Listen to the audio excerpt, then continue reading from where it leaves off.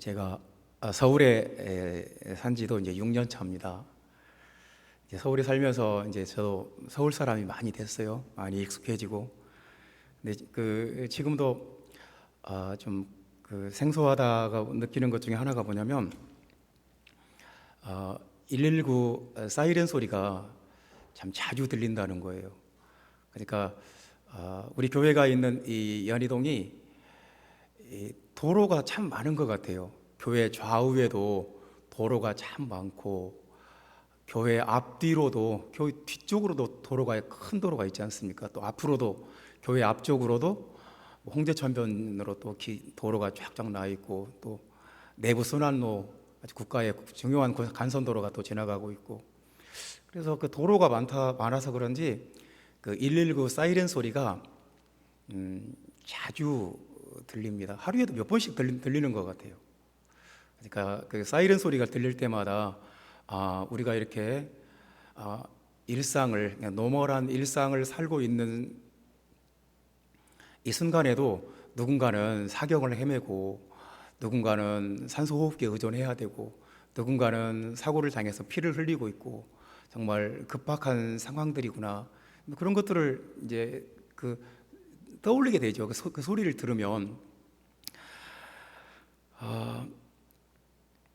주변에 세브란스 병원이 있어서 그런지 119 소리가 자주 들려요. 자주 들리고,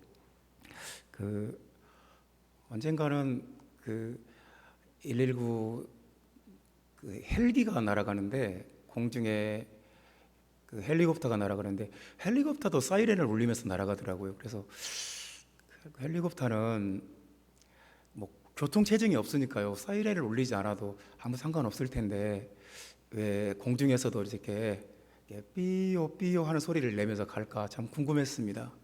아마도 북한산 쪽으로 날아가는 것 같았어요.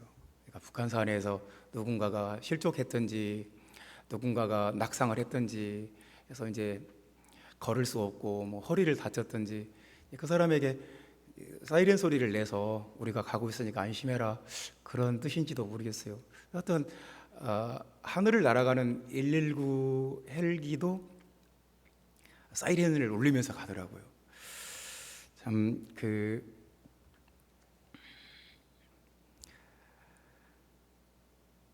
우리 국가가 이런 어떤 시스템을 통해서 국민의 생명을 지킨다는 것을 보여주는 거죠. 그래서 그런 걸 보면 국가가 정상적으로 돌아가고 있구나. 예를 들어서 내가 어떤 위기에 처하고, 내가 어떤 어려움에 처해도 저렇게 119에 요청하면 저렇게 와서 나에게 도움을 주겠구나, 그런 생각을 하는 겁니다. 그러니까 이제 국가에서 국민의 생명을 지키고 보호하는 것이 가장 중요하고 최우선적인 일이 아니겠습니까? 그렇죠. 국민의 생명보다 더 중요한 게 뭐겠어요? 국민의 생명을 한 사람이라도 더 살리기 위해서 그런 공무원 조직을 만들어 놓고 훈련을 시키고, 전화가 오면 바로 달려가서 이렇게 구조하고, 그런 시스템이 있는 거지요. 오직 국민의 생명이에요. 개인의 생명, 한 사람 한 사람의 생명이 그렇게 소중해요. 근데 국민의 생명을 지키기 위해서 119 소방대만 있는 것이 아닙니다. 군대도 있죠. 군대도 왜 존재합니까? 막대한 국가의 세금과 예산을 쏟아부어서 무기를 사고 군인들을 훈련시키고, 딱 한 가지예요. 국민의 생명과 재산을 지키고 보존하겠다는 거예요. 우리나라는 희한하게도 강대국으로 둘러싸여 있어요. 전 세계에서 강한 나라들은 다 우리나라 주변에 있어요. 러시아도 우리 위에 있지, 중국도 우리 옆에 있지, 일본 바로 밑에 있지, 미국도 우리 가까운 데 옆에 있지. 그러니까 전 세계에서 가장 강한 나라들, 강대국들은 다 우리나라 둘러싸고 있는데 우리가 군대가 없다. 그러면 정말 먹잇감이 되고, 우리 국민들은 뭐 우리를 지켜줄 정부가 없으니까 어떻게 되겠어요? 뭐 먹잇감이 되는 거고, 난민이 되는 거고. 그러니까 국가의 군대를 유지한다. 왜 그러겠어요? 국민의 생명을 지키겠다는 거예요. 국민의 생명이 그렇게 중요한 거예요. 군대만 있는 게 아니에요. 국민의 생명을 지키기 위해서 경찰도 있어요. 경찰이 없다. 그러면 무법천지가 되는 거죠. 그냥 조폭들이 그냥 막 아무 집이나 들이닥쳐서 막 인권을 유린하고 범죄를 저질러도 호소할 데가 없잖아요. 그러니까 이 엄청난 조직의 이 경찰 조직을 왜 운영하겠어요? 국민의 생명이에요. 국민의 생명을 법과 질서를 유지하고 치안을 유지하고, 그래서 국민들이 밤에도 마음 놓고 이렇게 거리를 오갈 수 있도록 경찰이 있어야 되는 거예요. 국민의 생명을 지키기 위한 거예요. 뭐 병원, 학교, 뭐 교도소, 이 모든 것들이 다 유일한 목적이 국민의 생명이에요. 국민의 생명과 재산과 행복과 안전과 그 모든 것들이, 그러니까 국민의 생명을 지키기 위해서 이런 소셜 인프라스트럭처가 필요한 것 같아요. 그 자체를 위해서 존재하는 것이 아니라 그런 것들이 있어야 우리의 그 생명이 안전이 보장되고 지켜질 수가 있는 거예요. 그 한 사람 한 사람의 생명이 이렇게 중요해요. 그냥 세상에 태어난 것도 참 중요한데, 태어나서 생명을 얻은 것보다 더 중요한 것은 이 살면서 건강하고 행복하고 이 생명을 어떤 위험으로부터도 잘 지키고 보존해서 생명을 잘 지키고 보존하고 안전하고 행복하게 사는 거, 이게 중요하지.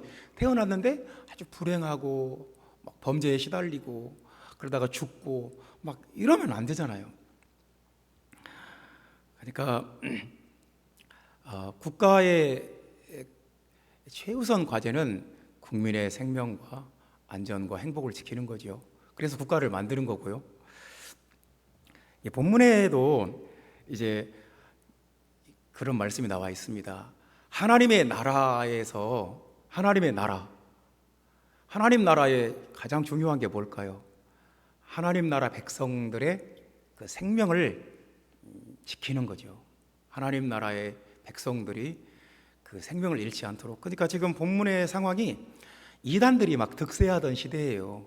대표적인 이단이 영지주의라는 이단이 그냥 막 초대교회를 막 그 변질시키고 또 빼내가고 그러던 시대여서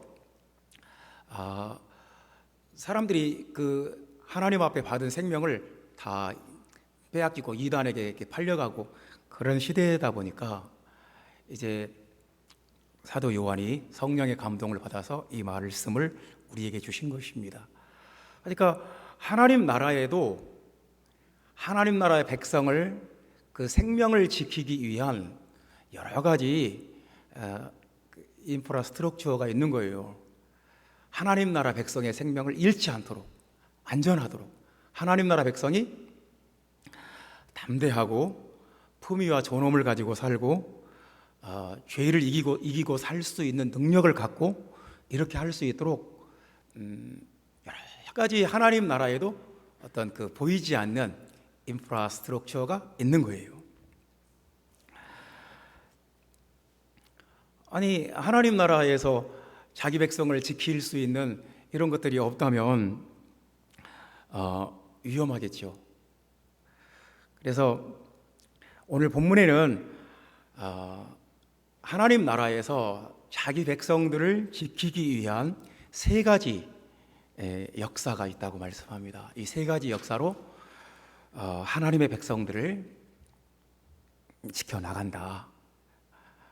마귀에게 빠지지 않도록, 지옥 가지 않도록, 또 범죄하고 타락하지 않도록, 마귀에게 끌려가지 않도록 이 세 가지 역사가 있다는 거예요. 그래서 본문은 이제 우리를 그것을 생각해 봅시다. 이것 하나님의 나라에서 내가 이렇게 보호받고 있구나. 하나님의 나라가 나를 이렇게 세 가지 시스템으로, 영적인 시스템으로 나를 보호하고 있고 지키고 있고 나를 안전하게, 나를 행복하게, 나를 담대하게 이렇게 만들어 주는구나. 첫 번째 말씀입니다. 20절부터 21절 말씀 읽어보겠습니다. 너희는 거룩하신 자에게서 기름 부음을 받고 모든 것을 아느니라. 내가 너희에게 쓰는 것은 너희가 진리를 알지 못하기 때문이 아니라 알기 때문이요 또 모든 거짓은 진리에서 나지 않기 때문이라. 참 좋은 말씀이 뭐냐면요, 진리를 알기 때문이라, 이 말씀입니다. 진리를 알기 때문이다. 심지어 20절 말씀에는 너희는 거룩하신 자에게서 기름 부음을 받고 모든 것을 아느니라, 이렇게 말씀했습니다. 모든 것을 아느니라. 그러니까 하나님께서 우리에게 진리를 알게 하신다는 거예요. 진리를 알게 하신다. 우리가 진리를 알지 못하면 이제 거짓에 속는 거죠. 그러니까 영지주의 같은 그런 거짓에 속는 거죠. 그래서 진리를 알아야 됩니다. 진리를 알지 못하면 그냥 이단들이 와서 조금 이렇게 건드리면 쉽게 넘어가 버려요. 그래서 하나님께서는 하나님 나라 백성들에게 끊임없이 진리를 알게 하신다, 이렇게 말씀합니다. 진리를 아는 것이 아주 중요한 거죠. 진리를 아는 역사가 저와 여러분에게 있기를 간절히 원합니다. 그러니까 하나님께서는 교회를 통해서 계속 진리를 알게 하고 진리를 깨닫게 하고 진리를 가르쳐주고 또 성령의 역사로 그것을 깨닫게 하시고, 이 진리가 우리에게 참 중요합니다. 이제 그 진리에 들어가기 전에 이제 모든 것을 아느니라, 20절 말씀에 참 이런 말씀이 좀 이해하기 어렵죠. 너희는 거룩하신 자에게서 기름 부음을 받고 모든 것을 아느니라. 저도 평생 목회를 하고 평생 성경을 봐도 아는 것보다 모르는 것이 더 많아요. 지금도 계속 배워요. 계속 책 읽고 계속 뭔가를 듣고 틈만 나면 배우려고 그래요. 모르는 게 천지예요. 근데 본문에 이게 무슨 말씀이에요? 모든 것을 아느니라. 이게 무슨 말씀일까요? 참 좀 그 성경에 있는 말씀이지만 좀 현실적이지 않다고 느껴지죠. 모든 것을 아느니라. 이런 말씀들이 오해하기 쉬운 말씀인데 이렇게 생각합시다. 우리가 구원받는 데 필요한 모든 것을 아느니라, 그런 말씀이죠. 그러니까 우리가 어떻게 해야 구원받는지 알아요. 어떻게 해야 구원받고 어떻게 해야 생명을 얻고, 이 기본적인 것을 알아요. 그래서 그러면 모든 것을 아는 거예요. 구원받는 데 필요한 모든 것을 아느니라. 그러면서 그 27절에는 이런 말씀이 있어요. 아무도 너희를 가르칠 필요가 없고, 이런 말씀도 참 아니 그럼 교회에서 목사님이 가르칠 필요가 없다는 말인가요? 그게 아니고 이 당시 상황이 영지주의자들이 그랬어요. 우리가 가르치는 지식이 없으면 구원받은 게 아니다, 이런 식으로 하니까 교회에서 배운 것 말고도 또 뭔가 또 어디 가서 또 새로 배울 것이 있는가, 막 혼란스러운 거예요. 그러니까 어디 딴 데 가서 어디 막 희한한 거, 막 특이한 거 알려고 하지, 그렇게 뭐 우리가 구원받는 데 필요한 거듭남의 복음, 또 유일하신 하나님, 기본적인 진리를 알고 있으면 거기서 만족하고 내가 구원받은 진리를 배웠다, 그러면 이제 그것으로 충분한 거예요. 구원받는데 부족함이 없어요. 근데 뭐 어디 유튜브나 인터넷 블로그나 막 어디 희한한 거, 어디 막 특이한 거, 그런 거 찾아다니는 것은 그렇게 바람직스럽지가 않다. 그러니까 하나님께서는 우리가 성령께서 가르쳐 주시고 성경이 우리에게 말씀하시는 거, 거기서 그럼 충분한 거예요. 모든 것을 아는 거예요. 주님은 우리에게 진리를 알게 하시는 주님이시다. 이게 참 귀합니다. 그래서 하나님의 성령이, 기름 부음이 여러분 안에 계속 진리를 확실히 깨닫게 하고 알게 하고 가르치는 역사가 계속 되고 있고, 또 여러분이 그것을 체험하시기를 주님의 이름으로 축원합니다. 이제 진리라는 말이 굉장히 중대하고 엄중한 말이에요. 그러니까 진리라는 말을 함부로 쓸 수가 없는 말이에요. 왜냐하면 진리는 추상적인 명제가 아니에요. 그러니까 그냥 붕 뜬 소리가 아니라는 거죠. 그냥 뜬구름 잡는 소리가 아니에요. 진리는 진리 자체를 증명을 해내야 돼요. 진리는 실제적인 능력이 있어야 되고, 진리는 효과가 있어야 되고, 진리는 자기 증명을 해야 돼요. 예를 들어서 양력이라는 것을 생각해 봅시다. 음력, 양력이 아니라 중력, 양력이에요. 중력은 땅으로 끌어내리는 힘이에요. 중력의 법칙이죠. 우리가 몸무게를 잰다. 중력이 있으니까 몸무게를 재는 거예요. 그러니까 중력이 있고, 중력은 땅으로 이렇게 떨어지는 힘이고, 양력은 반대예요. 하늘로 날아가는 힘이에요. 양력이 있기 때문에 비행기가 하늘로 날아가는 거예요. 그 막 500톤, 600톤짜리 그 쇳덩어리가 하늘로 날아간다. 양력이 있어서 가능한 거예요. 양력. 그 양력이라는 것이 있다. 이제 양력의 원리가 있어요. 베르누이의 정리가 있고. 근데 우리는 이 베르누이의 정리가 진리라는 것을, 과학적 진리라는 것을 알아요.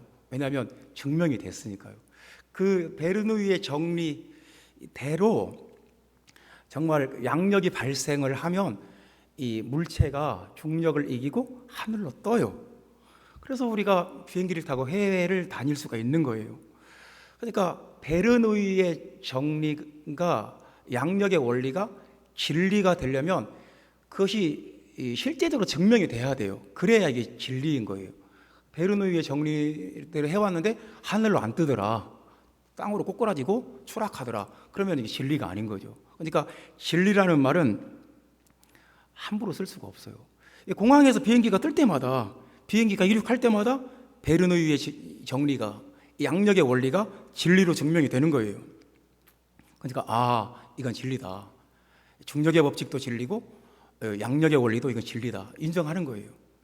성경이 가르치는 진리, 이 진리는 실제로 그렇게 증명이 돼야 되고, 효과가 있어야 되고, 결과가 있어야 되고, 성경이 가르치는 진리, 십자가에 달려 죽으시고 부활하신 예수는 하나님이다.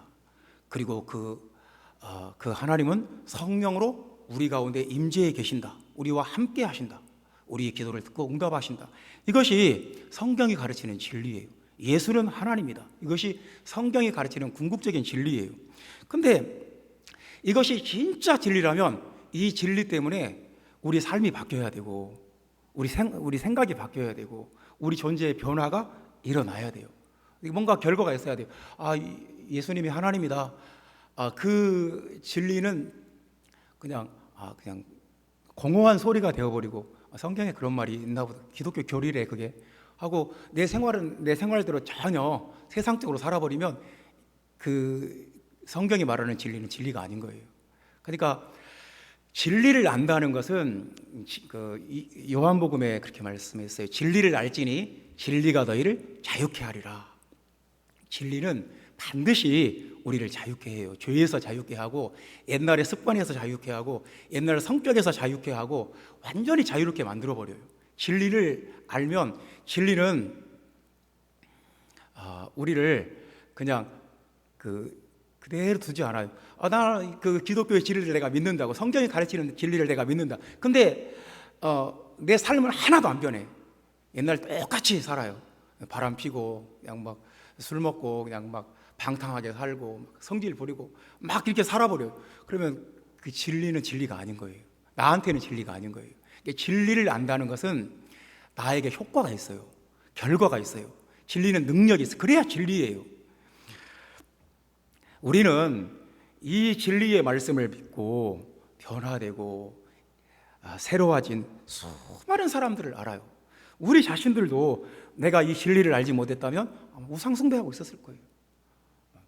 도정비결 보고 어디 점쟁이 찾아가고 어디 굿하고 뭐 어디 절에 가서 법당 가서 막 절하고, 우상을 끊어버릴 수가 없어요.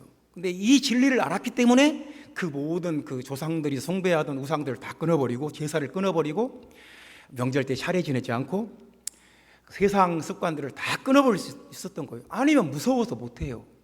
이 진리를 내가 알았기 때문에 그게 가능한 거예요.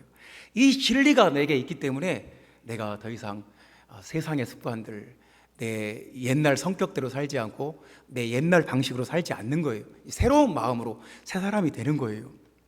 그러니까 진리를 안다는 것은 뭐 성경에 있는 어떤 새로운 지식들, 뭐 우리가 성경에 있는 거 많이 알아서 뭐 시험 볼 거 아니잖아요. 진리를 안다는 것은 뭐 성경의 신학적인 지식들 뭐 잡다하게 많이 알고 있다는 게 아니에요. 진리를 안다는 것은 진리가 내 안에서 역사하고 있다는 거예요. 그러니까 하나님께서는 자기 백성들을 이 세상에서 영원한 생명, 우리가 오늘 읽은 25절 말씀에 그가 우리에게 약속하신 것은 이것이니 곧 영원한 생명이니라. 이 영원한 생명을 지키기 위해서, 보존하기 위해서, 안전하게 지켜주기 위해서 하나님께서 역사하시는 첫 번째 방법은 진리예요. 진리. 우리에게 진리를 계속 알게 하신다. 하나님께서 여러분들에게 진리를 알게 하시고 우리에게 진리가 우리 마음속에 역사하게 하고, 그래서 진리가 계속 여러분 삶 가운데 역사합니다. 마음과 생각을 바꾸고 삶의 목적과 방향을 바꾸고 세상과 동화되지 않게 하고, 이 모든 것들이 진리를 알 때 그 능력이 나타나는 거예요. 두 번째, 우리의 영원한 생명을 지키기 위해서 하나님 나라에서 하는 두 번째 역사는 뭐냐면, 우리 24절 말씀 다 같이 읽어봅시다. 너희는 처음부터 들은 것을 너희 안에 거하게 하라. 처음부터 들은 것이 너희 안에 거하면 너희가 아들과 아버지 안에 거하리라. 아멘. 처음부터 들은 것이 너희 안에 거하게 하라 그랬습니다. 처음부터 들은 것이 중요한 거예요. 처음부터 들은 것, 오리지널, 진짜. 그러니까 이제 사도들의 가르침이 사도행전 2장 42절에 나오는데, 오순절날 두 가지 역사가 있었죠. 성령 받는 역사가 있었고, 그리고 사도들의 가르침이 처음으로 선포가 되었고요. 그래서 이 성령만 받고 그냥 끝나버렸다 그러면 어떻게 교회가 되겠어요? 사도들의 가르침이 있었어요. 사도들이 가르치는 복음이 있었던 거예요. 그래서 사도들이 전한 복음이 있었는데, 사도 요한은 다른 사도들이 다 순교당하고 죽고 뭐 그러고 그 이후까지 살아 있었어요. 가장 늦게까지. 그러니까 이 요한 일서가 기록된 것도 마찬가지예요. 마태, 마가, 누가 그 복음이 다 기록되고 한참 있다가 요한 복음이 제일 늦게 기록돼요. 그리고 요한 복음이 기록된 이후에도 그 다음에 또 요한 1, 2, 3, 4가 또 기록돼요. 그 다음에 또 요한 계시록이 기록되고. 그러니까 요한은 이 교회의, 초대교회의 가장 그 마무리까지 지켜봤던 사도예요. 그러니까 초대교회가 있고 한 60년 이후까지, 요한 1서가 아마 AD 한 90년경에 기록됐다고 본다면 한 60년 세월을 지켜본 거예요. 근데 60년 세월 속에 딱 초대교회가 시작되고 60년 동안에도 조금씩 변질이 오는 거예요. 복음의 변질이 처음에 사도들이 가르쳤던 것에서 조금씩 변질이 오는 거예요. 근데 이제 이 결정적으로 지금 이제 영지주의가 나타나 가지고 예수 그리스도의 인성을 부정해 버리는 거예요. 예수 그리스도는 육체로 오신 것이 아니다. 예수님의 그 신성을 약화시키든지 아니면 인성을 부정하든지 계속 그렇게 기독교의 핵심적인 진리를 자꾸 변질시키니까 이제 사도 요한이 이 성경을 기록한 것입니다. 그래서 이런 말씀을 딱 하시는 거죠. 처음부터 들은 것이 너희 안에 거하게 하라. 사도들의 가르침, 사도들이 전한 복음 그대로 회복하라는 것입니다. 변질되지 마라, 그런 말씀입니다. 그러니까 이제 고린도후서 2장 17절에 보면 바울 당시에만 해도 이 마귀가 어떻게 해서든 이 복음을 변질시키려고 막 역사를 해요. 그래서 고린도후서 2장 17절에 바울이 이런 말씀을 합니다. 우리는 수다한 사람과 같이 하나님의 말씀을, 하나님의 복음을 혼잡하게 하지 아니하고, 그러니까 그 당시에, 바울 당시에만 해도 복음을 혼잡하게 만들어버리는 수다한 사람들, 수많은 사람들이 있었다는 거예요. 왜 그러잖아요. 그냥 성경에 있는 복음만 그대로 가르치는 것보다 내가 기도하다가 하나님의 음성을 들었고 특별한 계시를 받았는데, 자기만의 어떤 독특한 교리를 막 성경에서 살짝 집어넣는 거예요, 가르치면서. 이런 사람들이 바울 당시에도 있었고 사도 요한 시대에도 있었던 거예요. 자꾸 복음을 교란시키고 변질시키려는 이런 나쁜 시도들이 계속해서 있었던 거예요. 그래서 이제 혼잡하게 하지 아니하고, 혼잡하다는 말이 시장에서 장사꾼들이 쓰는 말인데요. 그러니까 시장에 장사꾼들 중에 그런 사람들이 있었던 거예요. 그 과일 장사가 과일을 팔면서 그 상자 위에다가 눈에 보이는 부분은 좋은 과일들을 놓고 이제 과일을 싹 걷어내고, 또 밑에 또 과일이 있을 거 아니에요. 밑에 안 보이는 부분에는 막 썩은 거, 상한 거, 막 이상하게 생긴 거 막 집어넣는 거예요. 속이는 거죠. 이게 이 단어가 혼잡하게예요. 혼잡하게. 그리고 포도주를 파는 사람이 그 이윤을 많이 남기고 싶어요. 포도주 원액에다가 물을 조금 타서 팔아요. 이게 이제 혼잡하게예요. 순수한 포도주가 아니라 물을 좀 타서 돈을 좀 많이 벌고 싶으니까 사람들 속이는 거죠. 여러분들도 뭐 그런 경험 한 번씩 있지 않을까요? 그냥 내가 명절 닥쳐서 시장에 가서 생선을 사왔더니 일본 후쿠시마산이다. 그럼 뭐 얼마나 기분이 나쁘겠어요. 정말 이 돈 사기당한 것 같고, 뭔가 안 먹자니 그렇고 안 먹자니 그렇고, 막 굉장히 이게 기분도 나쁘고 돈도 손해 보고, 뭐 그냥 막 명절, 이 기쁜 명절에 모든 것들을 다 망쳐버린 것 같은 기분이 들잖아요. 그러니까 그런 거죠. 우리가 시장에 가서 참기름을 한 병 사왔는데, 참기름 원액은 참 비싸니까 거기다 식용유를 타가지고 섞어서 팔았다. 그러면 이제 이게 참기름이 아닌 거예요. 섞어버렸으니까. 그 얼마나 우리가 기분이 나쁘고, 정말 뭐 단돈 한 10,000원 정도 할까요? 근데도 그것 때문에도 속상하고 기분 나쁘고 다시는 그 집 안 가요. 참기름 한 병 때문에도 이런데, 우리를 구원하는, 우리에게 생명을 주는 이 복음에 뭔가 섞어버리고 뭔가 변질이 오고, 이게 작은 일일까요? 복음을 뭐 좀 다양하게 믿으면 어떠냐, 좀 변질이 되면 어떠고 무슨 상관이냐, 이게 그런 문제일까요? 이게 그러니까 이게 참 중요한 거예요. 참기름은 참기름이어야 돼요. 그래야 능력이, 포도주는 포도주이어야 능력이 있는 거예요. 혼잡하게 돼버리면, 이게 변질돼 버리면 그 능력이 없어요. 오히려 사람을 기분 나쁘게 하고 속상하게 하고 화나게 만들어요. 아무 효과가 없어요. 그러니까 복음은 어떻겠어요? 이 복음이 순수한 복음이어야 된다. 원래 그대로의 복음이어야 된다. 이게 중요하지 않겠어요? 그냥 이런저런 것들이 막 잡다하게 섞여 있는 복음을 우리가 믿어도 그냥 뭐 열심히 기도하고 찬양 뜨겁게 하고 기도 열심히 하면 되는 거지, 그런 문제입니까? 그런 문제가 아닌 거죠. 아니, 여러분들이 모처럼 막 큰 맘 먹고 가방을 하나 샀어요. 명품 백을 샀어요. 근데 그냥 그거 사려고 아끼고 절약하고, 나도 평생 이거 하나는 한번 써보고 싶다. 그러지, 그게 무슨 잘못입니까? 그럴 수 있는 거죠. 그래서 몇 년 동안 돈을 모아서 가방 하나 샀다고 합시다. 나도 명품 딱 메고 사람들 앞에 가서 딱 폼나게, 얼마나 좋아요. 그럴 수 있어요. 근데 샀는데 가짜다. 그래서 내가 착 메고 갔더니 친구가 이거 가짜 같은데? 그러면 그 얼마나 그 속상하고 기분 나쁘고 화나고 정말 안 좋죠. 그게 무슨 비슷하면 되지 뭐. 비슷하면 되는 거지 뭐. 짝퉁이면 어떻고 진짜면 어때? 여러분 그렇게 그냥 쿨하게 넘어갈 수 있어요? 안 돼요. 정말 속상한 거예요. 그건 안 되는 거예요.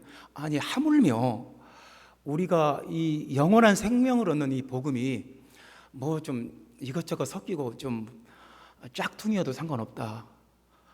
가짜 복음도 괜찮다. 그냥 열심히 믿고 찬양 뜨겁게 하고 기도에 많이 하고 그러면 된다. 이런 문제입니까? 그러니까 하나님께서 우리의 생명을 영원한 생명을 지키는데 처음부터 들은 복음이 참 중요해요. 그것이 능력이에요. 그것이 없으면 우리는 능력이 없는 거예요. 마귀가 우리를 조롱해버려요. 쟤네들 가짜 갖고 있다. 쟤네들이 알고 있는 복음은 가짜라고, 왜곡된 거라고, 변질된 거라고, 뭐가 섞인 거라고. 그러면 우리가 어떻게 큰 소리 치겠어요? 어떻게 우리가 그걸 가지고 구원받겠다고, 마귀를 이기겠다고 말하겠어요? 형제자매 여러분, 어떤 도자기가 하나 있는데 이게 진짜인지 가짜인지가 중요한 거예요. 조그만 도자기 하나라도 이게 진짜라면 몇 억짜리 가치가 되는 거고, 가짜다 그러면 몇천 원짜리밖에 안 되는 거예요. 그러니까 진짜인지 가짜인지 원래 그대로인지 뭐가 섞인 건지 이게 죽고 사는 문제예요. 우리가 처음부터 들은 복음, 사도들이 가르쳤던 그 복음, 이 복음이 우리의 영원한 생명을 지켜요. 그래서 이 복음에 대한 열정과 이 복음에 대한 간절함, 내가 어떻게 하든지 이 복음 잘 지켜야지, 그런 마음이 저와 여러분 안에 계속되기를 주님의 이름으로 축원합니다. 그냥 우리가 생각이 그렇게 이상해지면 안 돼요. 그냥 열심히 믿으면 된다. 뜨겁게 기도하고 찬송 뜨겁게 하면 그게 최고다.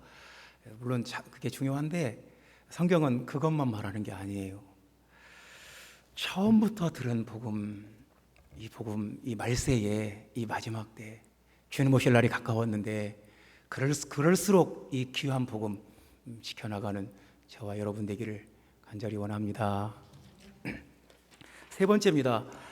우리가 거듭나고 물과 성령으로 거듭나서 받은 이 귀한 생명 지켜야 돼요. 지켜야 되고 유지해야 되고 보존해야 되고, 마귀에게 빼앗기면 안 되는 거죠. 세상에 빼앗기면 안 되는 거죠. 이 생명을 지키는 하나님의 세 번째 역사는 뭐냐면 27절 말씀 다 같이 읽어봅시다. 너희는 주께 받은 바 기름 부음이 너희 안에 거하나니 아무도 너희를 가르칠 필요가 없고 오직 그의 기름 부음이 모든 것을 너희에게 가르치며 또 참되고 거짓이 없으니 너희를 가르치신 그대로 주 안에 거하라. 기름 부음이 너희 안에 거한다 그랬습니다. 우리의 생명을 지키기 위해서 기름 부음이 거한다는 거예요. 우리의 생명을 지키기 위해서. 그렇지 않으면 우리가 생명을 잃어버릴 수도 있으니까 기름 부음이 너희 안에 거한다 그렇게 말씀합니다. 기름 부음이라는 말은 성경에만 나오는 전문 용어예요. 그러니까 그 당시에 이제 영지주의자들이 성유식이라는 것을 행했어요. 자기들이 가르치는 어떤 특별하고 희한한 어떤 그 지식을 배우고 이제 시험을 보고 합격을 하면 성유식, 기름을 붓는 그런 의식을 행했어요. 당신은 영지주의자가 되었다, 당신은 이제 구원받았다, 이런 식으로 역사를 했습니다. 그러니까 이제 사도 요한이 그렇게 말하는 거죠. 그런 눈에 보이는 성유식 그런 거 말고 우리는 주께 받은 바, 사람들에게 받는 기름 부음이 아니라 주께 받는 기름 부음이 우리에게는 있다. 성령의 역사로 성령께서 계속 가르치시는 역사가 있다. 이게 기름 부음이에요. 성령께서 우리를 오직 그 기름 부음이 모든 것을 너희에게 가르치며 또 참되고 거짓이 없으니 너희를 가르치신 그대로 주 안에 거하라. 기름 부음 안에 거하라 이렇게 말씀합니다. 기름 부음, 그 기름 부음이 있으면 이제 성령이 우리를 가르치신다고 말씀하는데, 이 가르친다는 말이 뭐냐면 그냥 학교에서 선생님이 가르친다 이런 가르침이 아니라 도제식 교육을 말해요. 그러니까 자, 예를 들어서 어떤 사람이 도자기를 배우고 싶어요. 내가 도자기를 배우고 싶다. 그래서 도자기를 학교에서 배울 수 있을까요? 막 이렇게 책으로 배울 수 있을까요? 도자기를 배우려면 어떻게 해야 돼요? 도자기 공방에 들어가야죠. 공방에 들어가서 그 스승 밑에서 먹고 자고 하면서 심부름하면서 이제 말로도 배우지만 실제 선생이 와서 하는 것을 보고 배우기도 하고 또 선생이 이렇게 손을 만져가면서 막 이렇게 같이 일심동체가 되어서 그래야 이제 그걸 배우는 거지. 이걸 뭐 어떤 지식으로 배우는 건 아니잖아요. 그 도자기 공방에 들어가서 말로 배울 수 있는 거, 눈으로 배우는 거, 몸으로 배우는 거, 그리고 그 어떤 예술적인 정신, 그 어떤 그 예술적인 지향점 이런 거 모든 것들을 이제 그대로 이제 전수를 받는 거죠. 이게 이제 도제식 교육인데, 성령의 기름 부음이 우리를 가르치신다. 이게 그렇게 가르치는 거예요. 성령이 우리에게 오셔서 자기하고 똑같이 만들어요. 도자기는 이렇게 만드는 것이다. 그래서 그러니까 우리가 예수를 믿는다, 구원받았다는 것은 굉장히 깊은 체험을 동반해요. 하나님의 영이 내 마음을 어루만지고 기름을 붓고 기름으로 이렇게 마사지를 해주고 기름으로 부드럽게 채워지고, 그래서 기름 부음으로 우리에게 뭔가 생각을 바꿔주고 관점을 바꿔놓고 계속해서 성령이 이렇게 해요. 근데 도자기 공방에 들어가서 한 일주일 해보고는 못하겠다고, 답답하고 힘들다고 때려쳐버렸어요. 그럼 평생 못 배우는 거죠. 근데 꾸준히 참고, 힘들죠. 그 고급 기술을 배우는 게 쉽겠어요? 힘든데 꾸준히 참고 성령이 인도하시는 대로, 성령이 가르치시는 대로 계속 배우는 거예요. 막 뛰쳐나가고 싶을 때도 있어요. 그만둬버리고 싶을 때도 있어요. 그래도 참고 스승 밑에서 하나하나 배워나가는 거예요. 이게 디다스케예요. 그러니까 성령은, 기름 부음은 우리에게 와서 그렇게 우리를 하나하나 가르쳐요. 그러니까 세밀한 부분까지 가르쳐서 이제 그 성령의 가르침을 받으면, 기름 부음의 가르침을 받으면 28절에 보면 어떤 말씀이 있냐면, 그가 강림하실 때 우리로 담대함을 얻어. 이게 무슨 말이냐면, 자, 이제 도자기 공방에서 도자기를 배웠어요. 오랜 세월 배웠는데 드디어 이제 나의 작품을 하나 딱 만들었어요. 그 스승 앞에 딱 내놨어요. 그랬더니 스승이 깜짝 놀라는 거예요. 이야, 네가 드디어 경지에 이르렀다. 너는 이제 나한테 배울 거 다 배웠다. 그러니까 이거예요. 자기를 가르친 스승은, 자기가 무슨 구슬을 만들면 스승이 항상 그건 아직 아니다. 아직 불합격. 아직 멀었다. 근데 어느 날 딱 내놨더니 스승이 감탄을 하는 거예요. 이게 담대하게 내놓는 거죠. 담대하게.